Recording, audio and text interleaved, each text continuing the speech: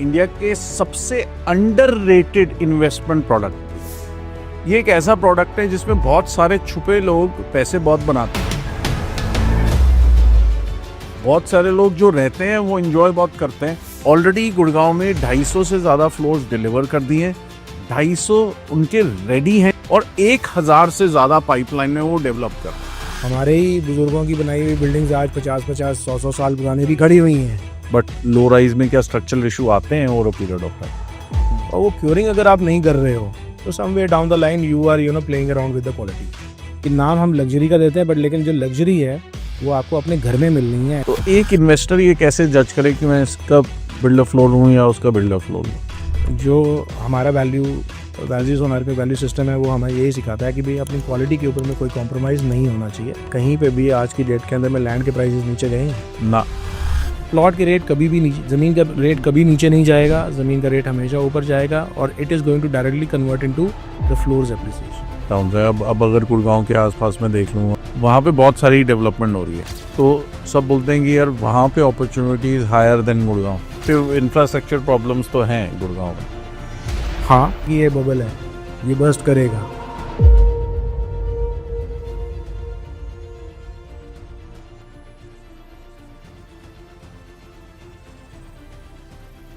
Welcome to a day forward. आज हम बात करने वाले हैं इंडिया के सबसे अंडररेटेड इन्वेस्टमेंट प्रोडक्ट की। ठीक है, ऑब्वियसली रियल एस्टेट इन्वेस्टमेंट में ऐसे बात करेंगे तो रियल एस्टेट इन्वेस्टमेंट ही करेंगे, बट एक बहुत अंडररेटेड प्रोडक्ट है which is called low rise floors.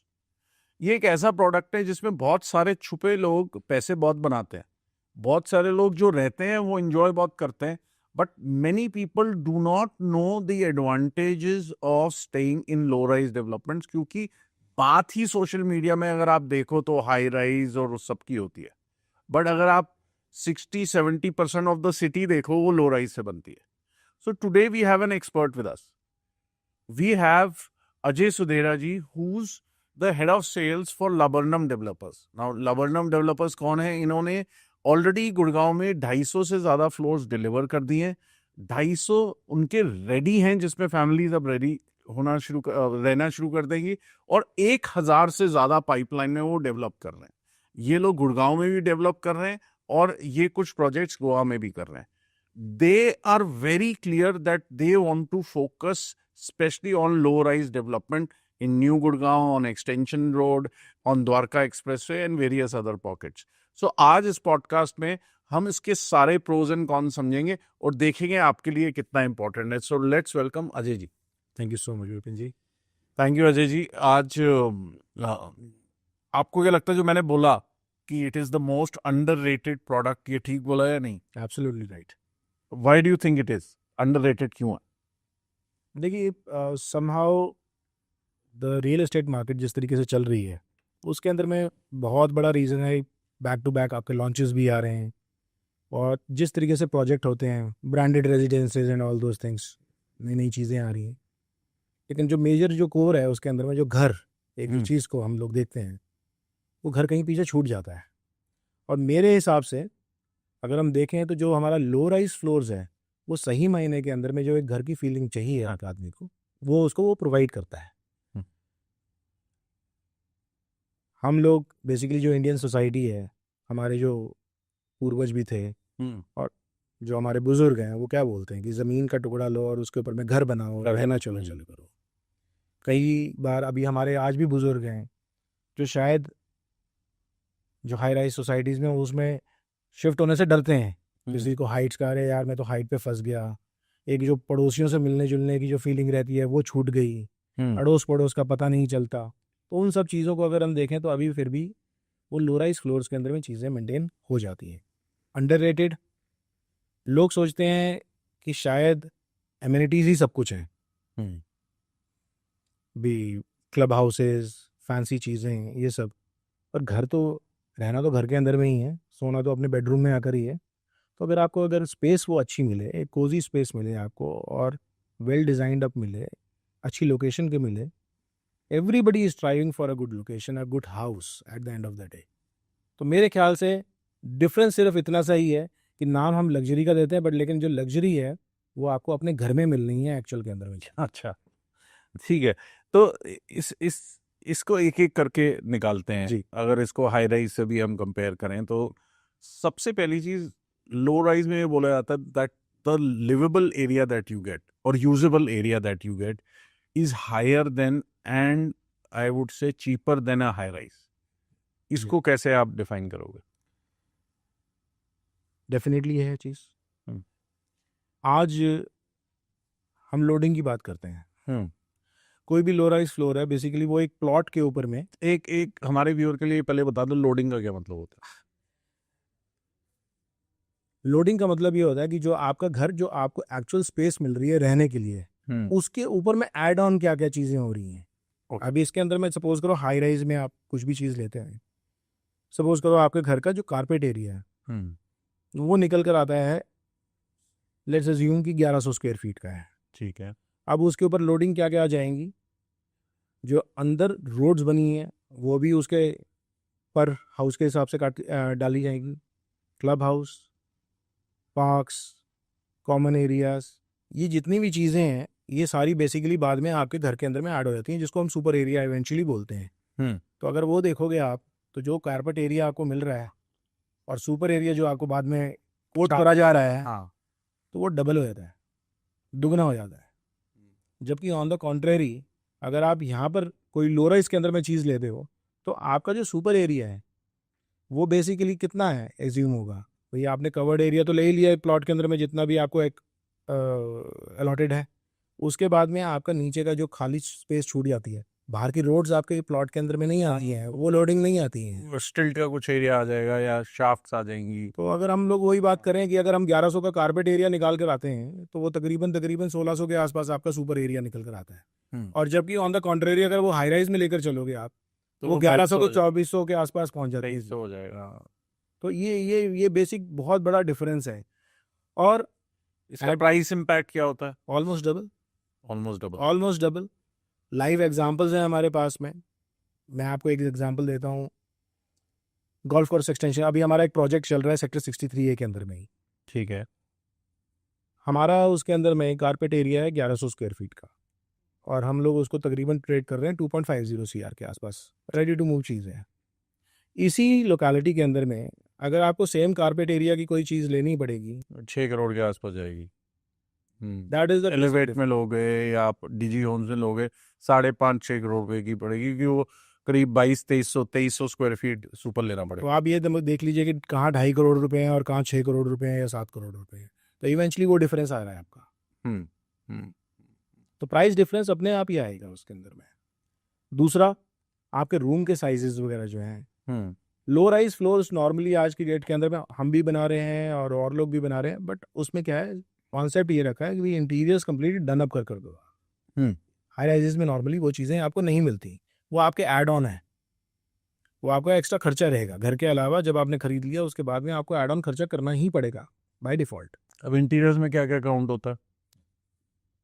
Interiors के अंदर में अगर हम देखें तो हमारी फॉल सीलिंग्स हो गई, पीओपी वर्क्स हो गए, हमारी कैबिनेट्स हो गई, हमारी अलमीराज हो गई, हमारी बाथरूम की फिटिंग्स होगी विद वैनिटीज़ हो गया, मॉडुलर किचन्स हो गई, उसमें अप्लायंसेस भी साथ में आ जाते हैं, हॉब्स हो गई, चिमनीज, माइक्रोवेव्स वगैरह हो गई, इलेक्ट्रिकल फिक्चर्स आपको सारे के सारे मिल रहे हैं बेसिकली। सो ये सब चीज़ें जो हैं अगर आप मोटा मोटा आप देखेंगे, वो वैसे आप करवाने के लिए जाएंगे तो बेसिक अगर 1100 स्क्वायर फीट का घर आप लेते हो, तो अगर आप बाहर से कोई इंटीरियर का काम कराने चाहते हो, बेसिक मिनिमम कम से कम 5 से 6 लाख रुपए तो लगेंगे। बाकी जितना बढ़ाना है वो तो आप बढ़ा ही सकते हो, उसका तो कोई अंत नहीं है। और वो इसके अंदर होके मिलता है, इसके अंदर में तो वो सब चीज़ें आपको होके मिलती हैं। अच्छा जी, बहुत सारे लोगों को ना ये क्वेश्चन आता है कि सेफ्टी सिक्योरिटी उसका क्या? एक गेटेड जैसे हाई राइज है उसमें तो सिक्योरिटी मिल जाती है, इसमें कैसे मिलेगी? देखिए आज की डेट के अंदर में जितने भी लो राइज जो बिल्डर्स काम कर रहे हैं, हाँ, जो भी वो प्लॉट्स अपने मार्क कर रहे हैं, जो परचेज कर रहे हैं, वो बेसिकली अगर आप देखेंगे तो वो कम्युनिटीज़ के अंदर में ही खरीदे जा रहे हैं, वो टाउनशिप्स के अंदर ही खरीदे, लाइसेंस टाउनशिप्स के अंदर में ही वो खरीदे जा रहे हैं और वहीं पे वो डेवलपमेंट्स हो रही हैं। तो बेसिक जो सिक्योरिटी है वो तो टाउनशिप की है, वो तो ध्यान दी जा रही है। आज सपोज करो आज हम वाटिका के अंदर में कोई प्लॉट्स, वाटिका के टाउनशिप में कोई प्लॉट्स ले रहे हैं, तो वाटिका के अंदर में आप देख ही सकते हो कि किस टाइप की वो सिक्योरिटी प्रोवाइड कर रहे हैं। तो बेसिक सिक्योरिटी वहाँ पर तो है ही है, उसके बाद में आपके अपने घर के अंदर में वीडियो डोर फोन्स जैसे हैं, ऑटो लॉक्स वगैरह हैं, वो आपके अपने कंट्रोल के अंदर में है। सीसीटीवी कैमरास कॉमन एरियाज में अलग से लगे हुए हैं, प्लस आपके घर के अंदर में जो अलग से डिजिटल लॉक्स वगैरह लगकर मिलते हैं। तो दोज काइंड ऑफ थिंग्स, एक बेसिक जो सिक्योरिटी मेजर्स हैं वो ध्यान दिए जाते हैं लो राइज के अंदर में। हाँ, और मेंटेनेंस का कितना फर्क आता है अगर हम देखें तो? देखिए, मेंटेनेंस के अंदर में अगर हम बात करें तो नॉर्मली मेरे हिसाब से आज की डेट के अंदर में एक डिसेंट कोई भी सोसाइटी है, उसके अंदर में तकरीबन 6 रुपये पर स्क्वायर फीट के हिसाब से, हाई राइज की मैं बात कर रहा हूँ, तो वहाँ पे तकरीबन 6 रुपये पर स्क्वायर फीट से आपके मेंटेनेंस कॉस्ट शुरू हो जाती है और आगे तक जाती रहती है उसके अंदर में। जबकि आप नॉर्मली आप किसी भी लो राइज उसके अंदर में जाएंगे तो जो मेंटेनेंस कॉस्ट है वो तकरीबन आपकी 2.5 रुपये से लेके और 4 रुपये के बीच में ही फ्लोट करती है। तो ये आपकी मेंटेनेंस कॉस्ट के अंदर में डिफरेंस आ जाता है। प्लस आपकी मेंटेनेंस कॉस्ट किस चीज़ के ऊपर में कैलकुलेट हो रही है, कौन से एरिया पे कैलकुलेट हो रही है, उससे भी आपका सुपर और कारपेट का कॉन्सेप्ट उसके अंदर में फिर दबा आ जाता है। तो इवेंचुअली अगर आप देखेंगे तो आपकी मेंटेनेंस कॉस्ट जो है वो आपकी कम आती है लो राइज के। एक चीज़ बताओ, आपका जो ये है पावर बैकअप, जी, ये बहुत सारे लोग बोलते हैं यार बिल्डर फ्लोर में कई प्राइवेट बिल्डर्स कुछ पावर बैकअप नहीं देते, कुछ लोग देते हैं और उसको फिर डीजी सेट को मेंटेन करो, ये करो। जैसे आप 63 में बना रहे हैं जी, उसमें आप पावर बैकअप दे रहे हैं? बिल्कुल। क्या, कौन सी पावर बैकअप दे रहे हैं? हम लोग वहाँ पे डीजी सेट्स ही दे रहे हैं बेसिकली। वहाँ पे हम लोगों ने हर 2 प्लॉट्स का पेयर के अंदर में 57 kVA के हम लोगों ने जेनसेट्स लगाए हैं। फुली ऑटोमेटेड है, पावर गई अपने आप ही, उसको ऑपरेट करने की ज़रूरत नहीं है, अपने आप ही चलेगा और अपने आप ही बंद हो जाएगा। बट उसको मेंटेन कौन करेगा? अपार्ट फ्रॉम दैट, क्योंकि वो एक कम्युनिटी हम लोगों ने बना के रखी है, हमारी टीम है ऑलरेडी, तो उन सब चीज़ों को देखभाल करने के लिए, उसमें डीजल भरना है या उसके मेंटेनेंस वगैरह को देखना है, तो we have got people over there. But अगर हम लोग इंडिविजुअल बिल्डर फ्लोर्स के अंदर में भी, अगर आप इंडिविजुअल भी देते हैं, उसमें क्या करते हैं? इंडिविजुअल के अंदर में भी अगर हम लोग देखें तो बेसिकली वो 4 फैमिलीज ही हैं एक बिल्डिंग के अंदर में जो रह रही हैं, तो उनके ऊपर में कोई बहुत बड़ा बर्डन आता नहीं है, वो इवेंचुअली उसको मेंटेन कर लेते हैं सब लोग। भी एक फैसिलिटी है जो आप 4 फैमिलीज आपस में, फैसिलिटी हर एक को चाहिए ही चाहिए, तो 4 फैमिलीज आपस में आराम से मेंटेन कर लेती हैं उस चीज़ के अंदर। तो आप जब जो इंडिविजुअल भी कई आप लोग डेवलप करते हैं जी, तो उसमें भी आप जनरेटर लगा के जी, देते हैं? जी, इन सब में लगा के? बेसिक नेसेसिटी है आज की डेट के अंदर में, पावर बैकअप हर एक को चाहिए ही चाहिए। हाँ, उसके बगैर काम नहीं चलता। उसके बिना काम कई लोग बोलते हैं कि नहीं, डेवलपर जो है वो लगा के दे देते हैं, इन्वर्टर की जगह छोड़ देते हैं। नहीं, वो प्रोविजंस ज़रूर छोड़े जाते हैं, प्रोविजंस छोड़ने भी पड़ते हैं, बट कई सोसाइटीज़ ऐसी हैं, कई टाउनशिप्स ऐसी हैं जहाँ पे वहाँ की RWA ऑलरेडी बनी हुई है और वो लोग अपनी RWA ही अपनी पावर बैकअप प्रोवाइड कर रहा है। फॉर एग्जांपल उपल साउथ एंड है, हाँ, तो वहाँ पे हमें देने की ज़रूरत नहीं है, you can go directly to the RWA and you can purchase, वहाँ से आप डायरेक्टली ले सकते हैं उसके अंदर। तो उस तरीके से चीज़ें चलती ऐसी कितनी सोसाइटीज हैं गुड़गांव में जहाँ पे पावर बैकअप RWA ही प्रोवाइड कर रही है? हैं। हैंडफुल सोसाइटीज़ हैं आई वुड से, बट मेजरली इसके ऊपर में काम होना अभी बाकी है, ज़रूरी है। बाकी है। तो एक चीज़ और बताओ, एक बायर का ना कई बार ये डर होता है कि मैं एक ब्रांडेड बिल्डर से जो हाई राइज ले रहा हूँ वहाँ कभी सीपेज की या स्ट्रक्चरल इशू नहीं आएंगे, बट लो राइज में क्या स्ट्रक्चरल इशू आते हैं over a period of time? Sir देखिए, इट ऑल डिपेंड्स अपॉन कि हम लोग कंस्ट्रक्शन किस तरीके से कर रहे हैं। अब अगर हम लो राइज फ्लोर्स का एक इन जनरल जो कंस्ट्रक्शन लाइफ साइकिल है, अगर हम उसको कैलकुलेट करके देखें तो बनाने वाले तो उसको 12 महीने में भी बना देते हैं। हाँ, ठीक है, और अगर सही ढंग से अगर चीज़ को बनाया जाए तो कम से कम मेरे हिसाब से 18 से 20 महीने का टाइम उसको चाहिए ही चाहिए। पुराने, again going to the old school methods, तो पुराने ज़माने में जो बोलते थे कि भी तराइयाँ होनी चाहिए, हाँ, curing of the building is most important, और वो क्योरिंग अगर आप नहीं कर रहे हो तो somewhere down the line you are playing around with the quality. तो इस तरीके की छोटे छोटे कामों के ऊपर में अगर we start cutting our costs तो वो फ़र्क आएगा। बट लेकिन मैं जो बात बोल रहा हूँ कि क्योरिंग बिल्डिंग्स ही बहुत ज़रूरी हैं, और लाइव एग्जांपल्स हैं, हमारे ही बुजुर्गों की बनाई हुई बिल्डिंग्स आज 50-50, 100-100 साल पुरानी भी खड़ी हुई हैं। हाँ, ठीक है, और फैमिलीज रह रही हैं, और 10 साल पुरानी बिल्डिंग भी खराब हो रही तो है। दोज मेथड्स, वो मेथड पहले भी कामयाब थे, वो मेथड आज भी कामयाब हैं और हमेशा कामयाब रहेंगे। तो एक इन्वेस्टर ये कैसे जज करे कि मैं इसका बिल्डर फ्लोर हूँ या उसका बिल्डर फ्लोर हूँ? क्योंकि दिखने के बाद तो ऑलमोस्ट, बनने के बाद तो ऑलमोस्ट सिमिलर सर लगता है। देखिए, इसके अंदर में क्या है कि हर तरीके के बिल्डर्स हैं, सब बहुत सारे लोग बिल्डर्स हैं, और ऐसा है नहीं है कि भी कोई एकदम से नया आया, सब लोगों का कुछ ना कुछ ट्रैक रिकॉर्ड तो है ही है। तो everybody is carrying a track record, और ट्रैक रिकॉर्ड उसको लेकर चल रहा है, उसकी जर्नी भी उसी हिसाब से चल रही है, कोई कहीं पे पहुंच चुका है, कहीं कहीं पे पहुंच चुका है हुआ है। सो मैं अपनी बात करूंगा, मैं किसी दूसरे की बात हाँ। नहीं करता हूँ। तो हमारे ही जो बेसिकली थॉट प्रोसेस है और जो हमारा वैल्यूज़ हमारे पे वैल्यू सिस्टम है, वो हमें यही सिखाता है कि भाई अपनी क्वालिटी के ऊपर में कोई कॉम्प्रोमाइज़ नहीं होना चाहिए। चाहे उसके अंदर में बिल्डिंग के अंदर में 1 महीने 2 महीने ज़्यादा टाइम लग जाए, लेकिन रेदर देन कि मैं डिले के लिए 2 महीने के लिए हाथ जोड़ के माफ़ी मांग लूँ, कल को कोई क्वालिटी की प्रॉब्लम आए उसके लिए मेरे को हाथ ना जोड़ने पड़े।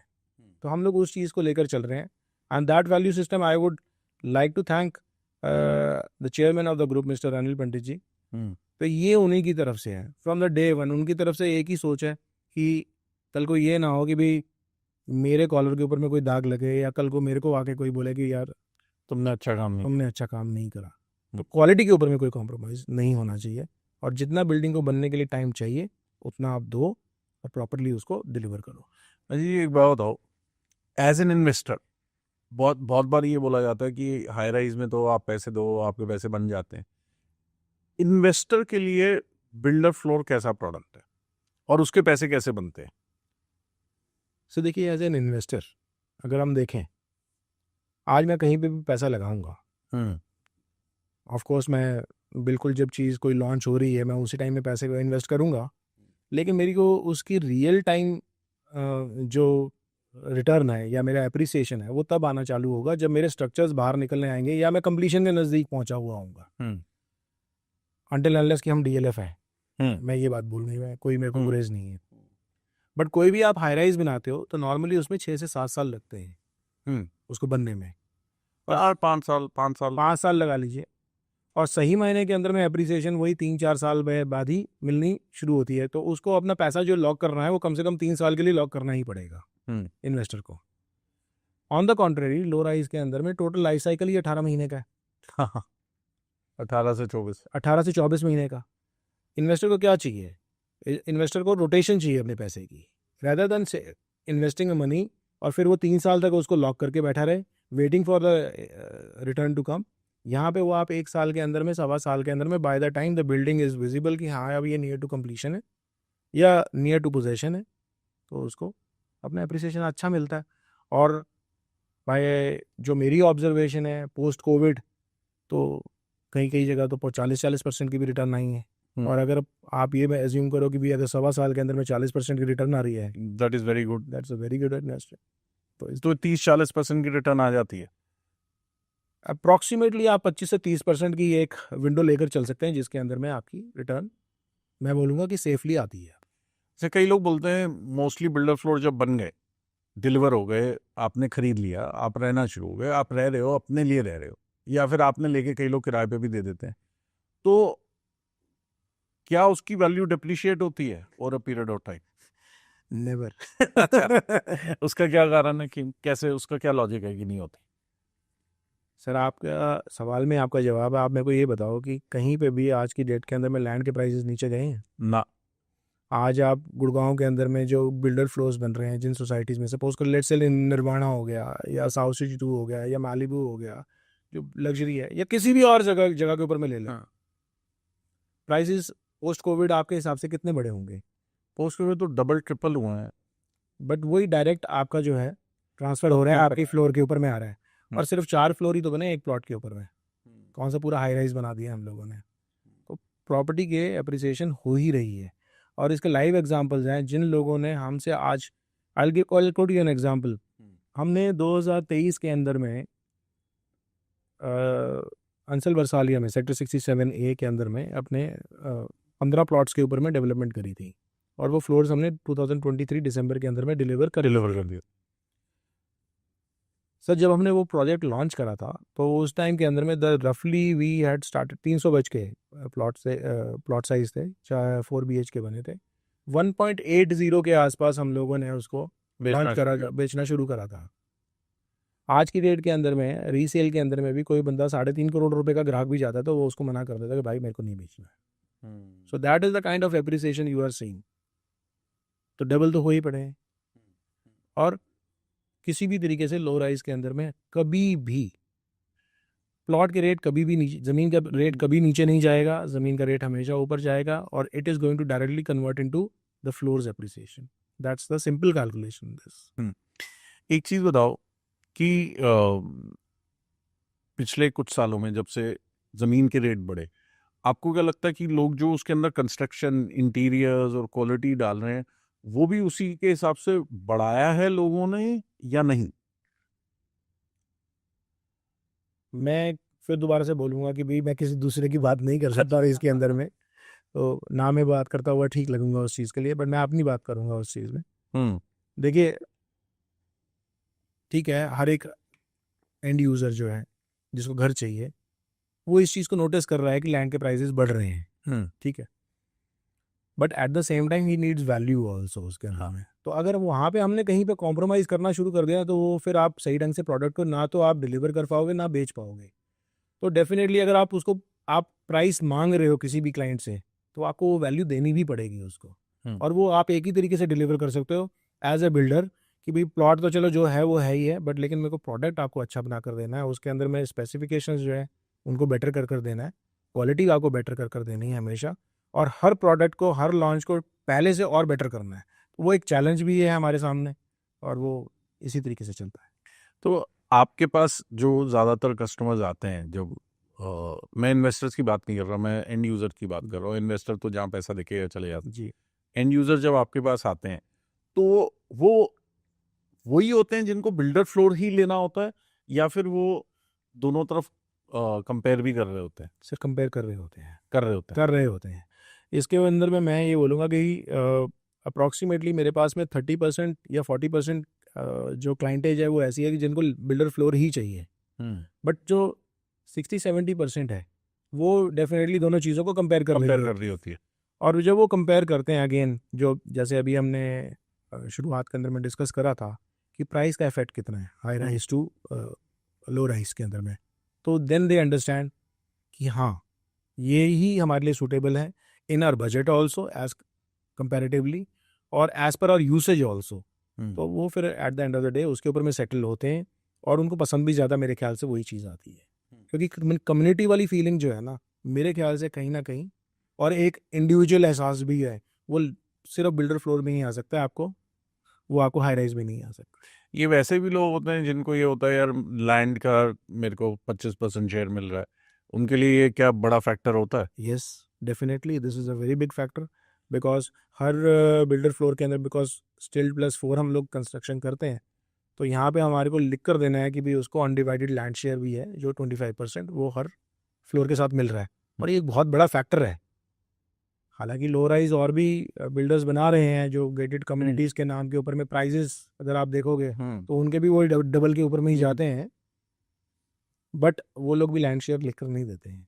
मतलब कोई आपके सामने, again won't name any project over there, but लेकिन किसी ने अपना लो राइज प्रोजेक्ट लेकर आए, पूरा टाउनशिप उन्होंने उसके अंदर में बनाई है, उसके अंदर में आपका कारपेट एरिया और सुपर एरिया मेंशन्ड है, बट लैंड शेयर मेंशन नहीं होता. तो ये तो बहुत इंपॉर्टेंट पॉइंट है किसी भी बायर को. ये जब क्लाइंट्स हमारे पास आते हैं देन वी एक्सप्लेन देम. मेरे साथ 1-2 केसेस ऐसे हुए जिन्होंने ऑलरेडी ऐसी इन्वेस्टमेंट्स कर रखी थी या ऑलरेडी उन्होंने खरीद रखे थे, तो जब हम पेपर वर्क को डिस्कस करने लगे तो मैंने उनको समझाया जब इस चीज़ को, तो उन्होंने इमीडिएटली अपने उस प्रॉपर्टी के पेपर्स खोल लिए मेरे सामने ही, and they started searching out कि यार आपने तो ये समझाया, हमें तो देखा ही ढूंढ के दे लैंड शेयर है, कहते हमने ना तो पूछा ना किसी ने बताया हमारे को, ना हमें पता है इस चीज़ का. तो इमीडिएटली उसका माइंड चेंज हुआ एंड दे सेड कि हाँ यस, उनको मालूम नहीं था, वो सिर्फ एक लो राइज अपार्टमेंट ले रहे थे, उनको नहीं पता था कि 25% लैंड उनका है. वाओ, ये तो बहुत मतलब this is a very critic. मेरे in my understanding most of the people who buy low rise, उनका वन बिग रीजन इसकी 25% लैंड उनको मिलता है. यस. एंड अच्छा, कई लोग नहीं बेच रहे. This is news to me. एक चीज और बताओ अजय जी कि the way Gurgaon is shaping up right now, आप जिस तरीके से देख रहे हो गुड़गांव को चलते हुए, उसमें लो राइज कितना बड़ा पार्ट प्ले करने वाला है आने वाले समय में? क्योंकि प्लॉट प्राइसेस आर टचिंग्स का है, कोई भी चीज़ 3 लाख से नीचे तो कुछ रह नहीं गई। एवरेज अगर मैं पूरा पकड़ूं उधर 4 लाख, और मतलब फेज़ 1 में अगर 4 साढ़े 4 लाख, और सेक्टर 95 चले जाऊं तो 1.5 पौने 2 लाख, और इसके बीच में सेंटर में भी कहीं आऊँगा तो पौने 3 लाख पे बैठूंगा। तो इस हिसाब से आपको क्या लगता है लो राइज कितना बड़ा वो रोल प्ले करने वाला है? सर देखिए, मास मार्केट आपकी लो राइज के अंदर में रहेगी। अच्छा। जिस तरीके से चीज़ों को शेप अप करा जा रहा है, जिस तरीके से ट्रांसफॉर्म हो रही है, जो मेरी ऑब्जर्वेशन है कि जिस तरीके से गुड़गांव शेप हो रहा है या जिस तरीके से ट्रांसफॉर्म हो रहा है और जिस तरीके से प्रोजेक्ट्स आ रहे हैं, बड़े बड़े प्रोजेक्ट्स आ रहे हैं, हर सेक्टर का एक FAR कटा हुआ है। हाँ जी। उसके अंदर में आप जो मैक्सिमम देखोगे जो लैंड है, हाँ, वो लो राइजेस लो राइजेस के लिए, और बीच में कुछ हाई राइजेस। उसमें बीच में कुछ हाई राइजेस हैं उसके अंदर में। सो मास मार्केट आपकी लो राइज के लिए ही रहेगी, बिकॉज लैंड अवेलेबिलिटी ज़्यादा लो राइजेस के लिए है। मेरे हिसाब से लो राइजेस की डिमांड हमेशा ही रहने वाली है, बिकॉज हर तरीके से अगर हम देखें, यूजेबिलिटी के हिसाब से, प्राइस पॉइंट के हिसाब से, लिविंग के हिसाब से, इंटीरियर्स वगैरह जिस तरीके से आपको प्रोडक्ट मिल रहा है, और मैं ये बोलूँगा कि बल्कि लाइफ के हिसाब से भी, प्रोडक्ट की लाइफ के हिसाब से भी, तो लो राइज हमेशा एक डिमांड में रहेगी। अजय जी, आप लोगों ने एज लवर्नोन डेवलपर्स आपने 3 पॉकेट्स इस समय जी कैप्चर की हुई हैं। जैसे extension road, golf course extension road में सेक्टर 63 में, 67 में एक आपका फोकस है। एक आपका हो गया सेक्टर 82 83 में, जहाँ वाटिका इंडिया नेक्स्ट वन है, और उसके बाद आप द्वारका एक्सप्रेसवे में वाटिका, और एंड एज आई नो कि बेस्टेक के एरिया में 88 89 में आपने काफ़ी सारा वो कैप्चर किया हुआ है। आप ये तीनों लोकेशंस की अलग अलग से रीजनिंग बता सकते हैं कि आपने ये लोकेशंस ही क्यों चूज की, एक एक करके, कि पहले ये एक्सटेंशन के पीछे वाला पॉकेट क्यों आपने चूज किया? देखिए सर, सबसे इम्पोर्टेंट जो होता है आज की डेट के अंदर में, जो हम लोगों का फोकस रहता है कि हम लोग जो भी लैंड पार्सल्स ले रहे हैं या जहाँ पे भी हम प्लॉटिंग्स ले रहे हैं, वो एक तो डेवलपिंग एरियाज होने चाहिए, और किसी से भी कोई छुपा हुआ नहीं है कि गोल्फ कोर्स एक्सटेंशन रोड की क्या वैल्यू है आज की डेट के अंदर में, और द्वारका एक्सप्रेसवे की क्या वैल्यू है, और क्या किस तरीके की एप्रिसिएशंस एंटिसिपेटेड है। And you are also aware, everybody is aware कि किस तरीके के प्रोजेक्ट्स आ रहे हैं यहाँ पे। मैं आपको एग्जांपल दूंगा, जैसे हम लोगों ने गोल्फ कोर्स एक्सटेंशन पे सेक्टर 63 के अंदर में जब प्रोजेक्ट लॉन्च करा था, तो जो प्लॉट प्राइसेस हम लोगों के उस टाइम के अंदर में थे, आज की डेट के अंदर में वो डबल हो चुके हैं। हाँ जी। ठीक है, तो वो बेसिकली बेनिफिट किसको मिल रहा है? वो तो कस्टमर के लिए है ना। कस्टमर ये चाहता है कि भाई आज मैं कहीं पे भी आऊँ या रहने के लिए, डेवलपमेंट भी है इस एरिया के अंदर में, मेरे को अप्रिसिएशन भी मिले, प्लस इस एरिया के अंदर में इतने बड़े बड़े प्रोजेक्ट्स आ रहे हैं, इतने बड़े बड़े नाम हैं, टाटा है, अडानी है, बिरला है, DLF है, ओबेरॉय रियल्टी वगैरह है। जब इतने बड़े नाम आएंगे तो ये अपने साथ में इंफ्रास्ट्रक्चर को लेकर आएंगे, तो इंफ्रास्ट्रक्चर का बेनिफिट भी हमारे को मिलने वाला है, तो हमारी लिविंग कंडीशंस भी और बेटर होने वाली हैं। द्वारका एक्सप्रेसवे उसी टर्म्स के ऊपर में डेवलप हो रहा है। We all have seen the transformation that has happened in the last 2 years। Correct. ठीक है, and the kind of appreciation that is happening over there, on an average क्या प्राइसेस चल रहे हैं, we all know those things. So आने वाले जो एप्रिसिएशंस हम लोगों ने जिस तरीके की इस एरियाज में देखी हैं, उसी तरीके की एप्रिसिएशंस अब न्यू गुड़गांव और तो वाटिका इंडिया नेक्स्ट वन जो आपने 82 83 वो वाला पॉकेट चुना, जी, उसका क्या रीजन था? सर देखिए, एक तो क्या है कि वहाँ पे ऑलरेडी एक इनहैबिटेशन है, प्लस उसकी connectivity is the major concern हमारे लिए। और आप बहुत बड़ी मार्केट अगर आप देखोगे, मैं समझता हूँ, दिल्ली से या जो वेस्ट दिल्ली से लोग आ रहे हैं, उनके लिए द्वारका एक्सप्रेसवे और न्यू गुड़गांव एक बहुत अच्छी आइडियल लोकेशन है। आज न्यू गुड़गांव के अंदर में आपको हर एमिनिटीज़ मिलती हैं, स्कूल्स हैं, मॉल्स हैं, हॉस्पिटल्स हैं, एवरीथिंग इज़ देयर। और दूसरा अगर आप देखें तो जो आपके इंडस्ट्रियल टाउनशिप्स हैं, मानेसर हो गया या आगे आप जाते हैं भिवाड़ी वगैरह तक भी, मेरे नॉन में काफ़ी सारे ऐसे लोग हैं जो डेली अप डाउन करते हैं। ओके। तो उन लोगों के लिए जगह जो है वो रहने के लिए ये सेंटर पॉइंट हो जाता है, सेंटर पॉइंट हो जाता है, closer to where they closer. और उनके लिए ये होता है कि we are living in Gurgaon. ठीक है, और वही गुड़गांव की तर्ज के ऊपर में ही चीज़ें डेवलप हो रही हैं। 2 सालों के अंदर में हमने ट्रांसफॉर्मेशन देखी है। तो कॉन्सेंट्रेशन हमारी न्यू गुड़गांव के ऊपर में इस वजह से है कि ऑलरेडी इनहैबिटेशन है, डेवलपमेंट है ऑलरेडी। और आज अगर हम किसी को भी प्रोजेक्ट, और अभी और एप्रिसिएशन होने की गुंजाइश काफ़ी ज़्यादा बढ़ी हुई है वहाँ पे, अच्छा, टोल की वजह से। टोल की वजह से।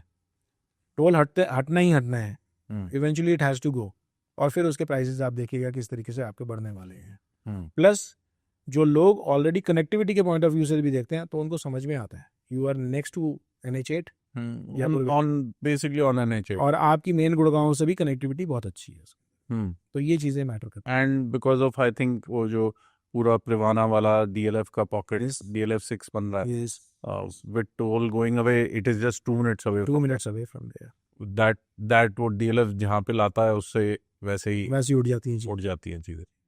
अजय जी, बहुत सारे लोग जैसे गुड़गांव को इस समय ऐसे देख रहे हैं या ओवरऑल रियल एस्टेट मार्केट को ऐसे देख रहे हैं कि ये थोड़ी स्लो हो रही है एज कम्पेयर टू जैसे 21, 22, 23 ये वाले ईयर्स में गई थी। उसके बारे में आपका क्या कहना है? देखिए, मैं अपने अगर पॉइंट ऑफ व्यू से बात करूं, लो राइज फ्लोर्स की बात करूं, मुझे नहीं लग रहा कहीं पे भी स्लो होने वाली है। प्लॉट के रेट्स आप देख लीजिए, कहीं पे भी स्लो होते आपको दिख रहे हैं, बढ़ रहे हैं। हाँ, कम तो हो नहीं रहे, कहीं से भी कम नहीं हो रहे। आज की डेट के अंदर में अगर आप थोड़ा सा आउटर साइड में भी जाके ऑफ बीट लोकेशन के अंदर में भी कोई प्लॉट लेने की बात करते हो, कम से कम 1.5 लाख रुपए, 1,60,000 रुपए गज के अंदर में चीज़ें चालू होती हैं, वहाँ स्टार्ट होती हैं। हाँ, स्टार्ट होती है। सोना में भी काफ़ी रेट हो गए। द्वारका एक्सप्रेसवे की अगर हम लोग बात कर लें तो वहाँ पे आप BBTP जैसे एरियाज के अंदर में भी 3-3.25 लाख रुपए की बात हो रही की है, बात हो रही है वहाँ पे एस्टोरिया के अंदर में। तो कहाँ डिफरेंस रह रहा है? प्लॉट्स के रेट ऊपर ही जा रहे हैं और एज सच इसका लोरा इसके ऊपर में किसी भी तरीके से कोई इफेक्ट आता हुआ मेरे को दूर तक नहीं दिख रहा है किसी भी तरीके से। बट अभी एक एक एक स्टोरी ये भी है कि Tier 2, Tier 3 cities are doing well. तो जो सैटेलाइट टाउन्स है, अब अगर गुड़गांव के आसपास में देख लूँ, अगर जयपुर को देख लूँ या फरीदाबाद को देख लूँ या कई जो आसपास के और टाउन है, सोनीपत है, पानीपत है, वहाँ पे बहुत सारी डेवलपमेंट हो रही है and due to UER and KMP और सारे ये सब एक्सप्रेसवे आ गए हैं। तो सब बोलते हैं कि यार वहाँ पे अपॉर्चुनिटीज हायर देन गुड़गांव। उसके बारे में क्या कहना है आपका? कोई शक नहीं है इसके अंदर में कि ये जो Tier 2 सिटीज़ जिनका नाम लिया आपने, ये डेफिनेटली ग्रो कर रही हैं और ग्रो करा है इन्होंने। और all credit to the government of India कि जिन्होंने इतनी अच्छी कनेक्टिविटी इनके साथ में बनाई है। That is the most important thing. But despite all the facts, आप ये मान के चलिए कि गुड़गांव हमेशा से ही हब रहने वाला है और मेरे को दूर दूर तक हमेशा रहता हुआ दिख रहा है। उसका रीज़न एक है,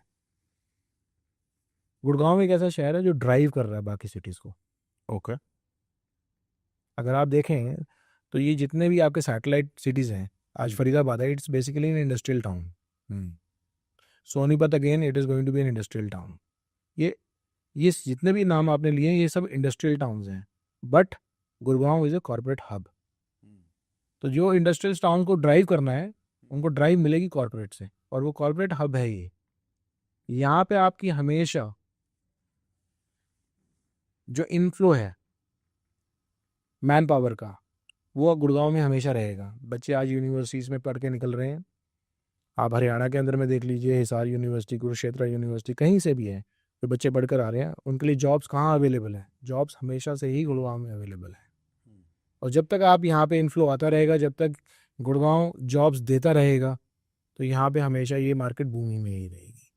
मेरी सोच इस तरीके से। इनरिस्पेक्टिव इंफ्रास्ट्रक्चर प्रॉब्लम्स तो हैं गुड़गांव में सर, इंफ्रास्ट्रक्चर प्रॉब्लम्स हैं, बट अगर हम देखें तो हमने इवेंचुअली देखा होगा कि पिछले कुछ टाइम के अंदर में हमने उसके अंदर में काम होते हुए देखा है। प्लस जिस तरीके की प्रोजेक्शंस हैं और जिस तरीके का गवर्नमेंट ने अपने सामने ले रखा है टारगेट, उस हिसाब से तो ये इंफ्रास्ट्रक्चर प्रॉब्लम्स को ओवरकम करने जा रहे हैं हम लोग आने वाले टाइम में। अगर हम उसका छोटा सा एग्जांपल देखें, आप द्वारका एक्सप्रेसवे को ही देखें तो किस तरीके से प्यारे तरीके से आप चीज़ को बनाया गया, और अकॉर्डिंगली उसके एडजॉइनिंग जितने भी सेक्टर्स हैं वो भी बहुत अच्छे तरीके से उठ रहे हैं। तो development is I guess one thing जो कि हमेशा ऑन गोइंग रहती है।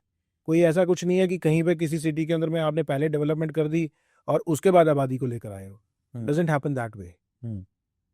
मेरे हिसाब से गुड़गांव एक ऐसा, जब शुरू हुआ था मारुति का प्लांट लगने से पहले गुड़गांव क्या था? कुछ भी नहीं था, कुछ भी नहीं था। और आज देखिए कहाँ पर है। ये डेवलपमेंट है, ये चलती रहेगी और ये ऑन गोइंग रहने वाली है। मगर फिर लोगों के दिमाग में ऐसे अजीब से सेंटिमेंट लो क्यों होते हैं कई बार रियल एस्टेट के बारे में, रियल एस्टेट या एज एन इन्वेस्टमेंट के बारे में कई बार ऐसे उथल पुथल क्यों होती है?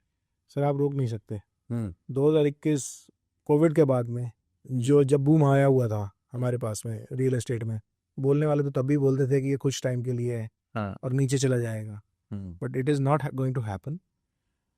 हाँ, कुछ लोग अज्यूम करते हैं कि भी एक लेवल के ऊपर में आके एक स्टेबिलिटी आ जाएगी।